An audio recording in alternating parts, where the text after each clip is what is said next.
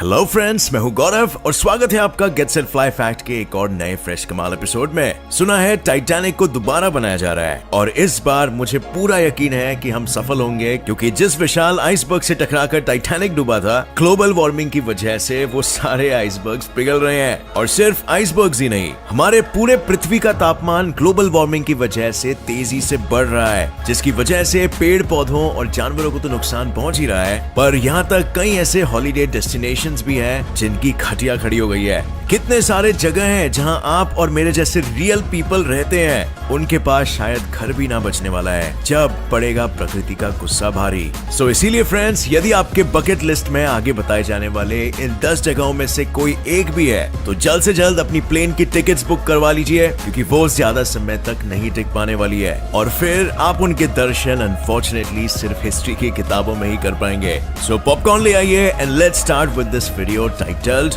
10 places you should visit before they disappear from Earth. Number 10, Taj Mahal. Taj Mahal इस दुनिया के 7 अजूबों में से एक है और कहा जाता है कि कोई इसकी एक झलक भी अगर देख ले तो वो उसकी सुंदरता से प्रभावित हो जाता है और बावला हो जाता है। ताजमहल देखने में तो व्हाइट मार्बल का बना हुआ है, पर इसके भी कई रंग हैं। सनराइज के समय इसका रंग गुलाबी सा हो जाता है और जब रात में चांद की रोशनी पड़ती है तो यही अजूबा सुनहरा दिखाई पड़ता है। पर कुछ सालों से इसका यही रंग मुरझाने लगा है और ब्राउनिश येलो सा कलर दिखाई देने लगा है, जो हम भारतीयों के लिए बहुत ही चिंताजनक बात है। साइंटिस्ट ये चेंज कई सालों से ऑब्जर्व कर रहे हैं, पर शुरुआती सालों में उन्हें इसकी असली वजह नहीं मिल पा रही थी। बट अब हमें पता चल चुका है कि इसके पीछे क्या कारण है। ऐसा माना जाता है कि इसकी वजह है एयर पोल्यूशन, यानी वायु प्रदूषण। ताजमहल और उसके नजदीकी इलाकों में कई स्टडीज के बाद टिंट और ब्राउन सूट, जिन्हें हम ब्राउन कार्बन भी कहते हैं, उसके पार्टिकल्स मिले हैं, जो सिर्फ ताजमहल को ही नहीं बल्कि वहां रहने वाले लोगों के लिए भी काफी हानिकारक है। सो इसीलिए friends, if you have never visited Taj Mahal,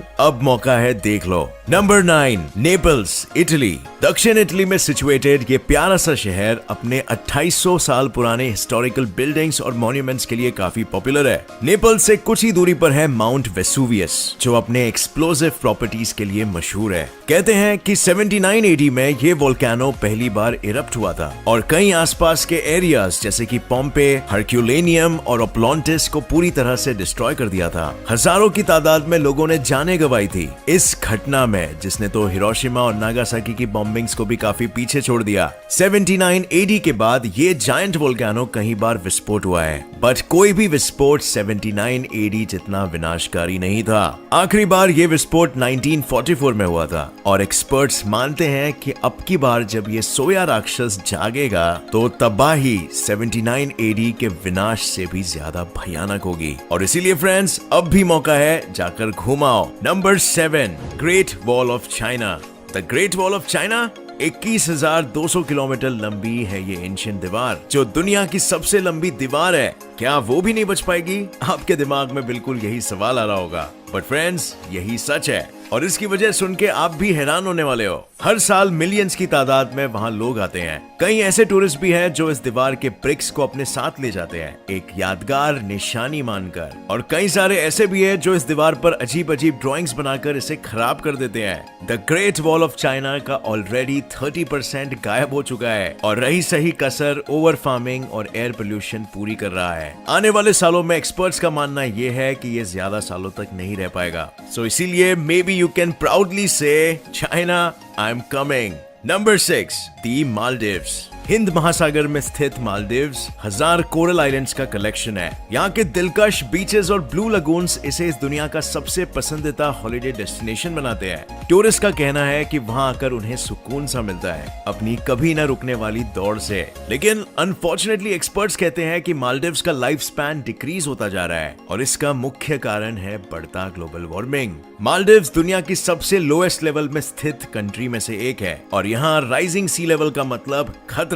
यहाँ के टूरिस्टों के लिए भी और साथ ही साथ यहाँ के रहने वाले लोगों को भी। ये कंट्री सिर्फ 3.3 फीट सी लेवल के ऊपर है और कुछ सालों में से 3.5 mm पर ईयर से सी लेवल बढ़ रहा है। अगर कुछ न किया जाए तो मालदीव्स के बीचेस को हम सिर्फ किताबों में ही देख पाएंगे, लेकिन सुकून तो आपको मिलने से रहा। Number 5, the great barrier reef, Australia. पृथ्वी पर सिर्फ एक ही जीती जागती चीज है जो स्पेस से भी दिखाई देती है, द ग्रेट बैरियर रीफ। 2900 से भी ज्यादा इंडिविजुअल रीफ्स और 900 आइलैंड्स ऑस्ट्रेलिया के क्वींसलैंड में सिचुएटेड है। इसे तो अंडर वाटर रेन फॉरेस्ट के नाम से भी जाना जाता है और द ग्रेट बैरियर रीफ ऐसा पहला कोरल रीफ सिस्टम है जिसे वर्ल्ड हेरिटेज सिस्टम की ओर से सम्मानित किया गया है। और क्यों ना हो, ये कोरल रीफ रेनबो कलर्स के कोरल और विविध प्रकार के समुद्री जीवन से भरा हुआ है, या मैं ऐसा कहूँ कि भरा हुआ था। मुझे बहुत दुख होता है ये बताते हुए कि द ग्रेट बैरियर रीफ जो किसी जमाने में रंगों से भरा पड़ा होता था,